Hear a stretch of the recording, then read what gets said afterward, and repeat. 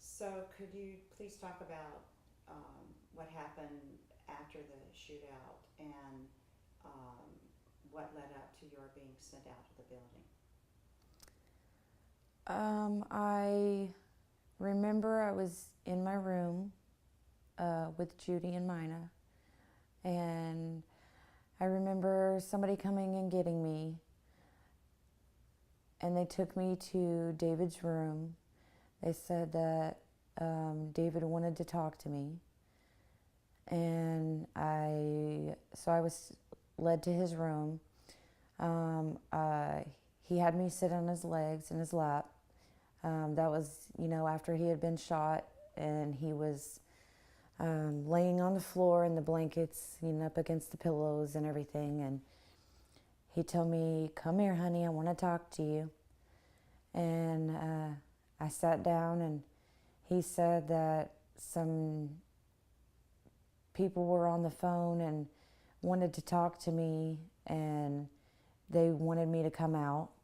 And I thought, well, that's kind of crazy. And then he gave me the phone, and it was the first negotiator that they had in the very beginning before they fired him.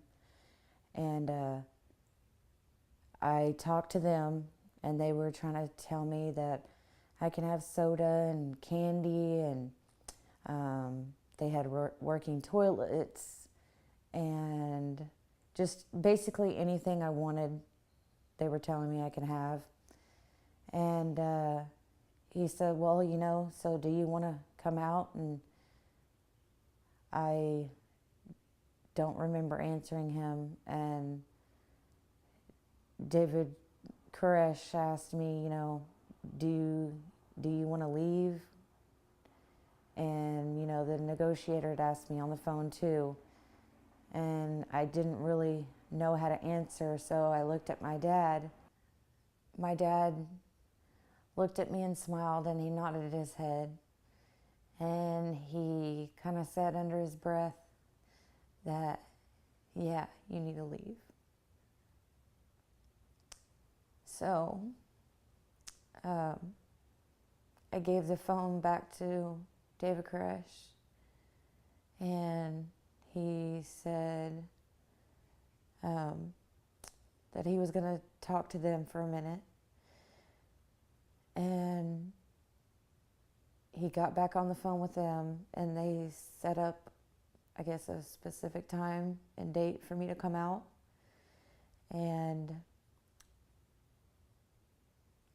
I remember packing my stuff.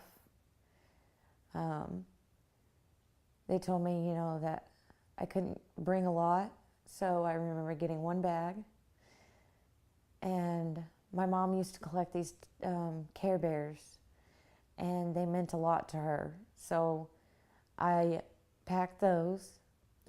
I packed a couple of changes of clothes.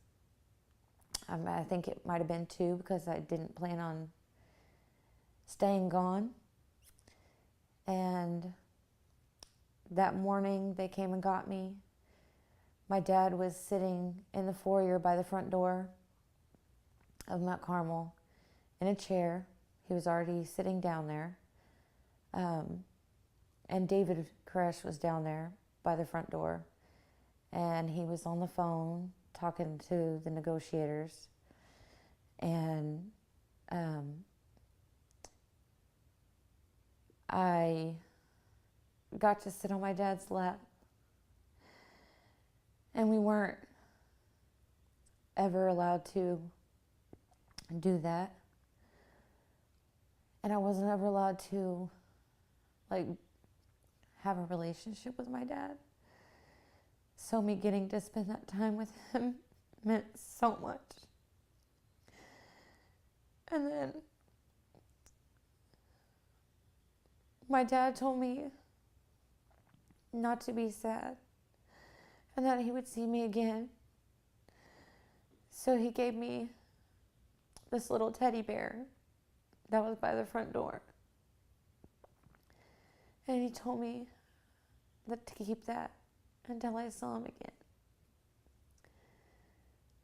And it was the only thing I had of my dad's, so it meant a lot to have it. And I went back, or no, I was sitting there, and David said, well, it's almost time.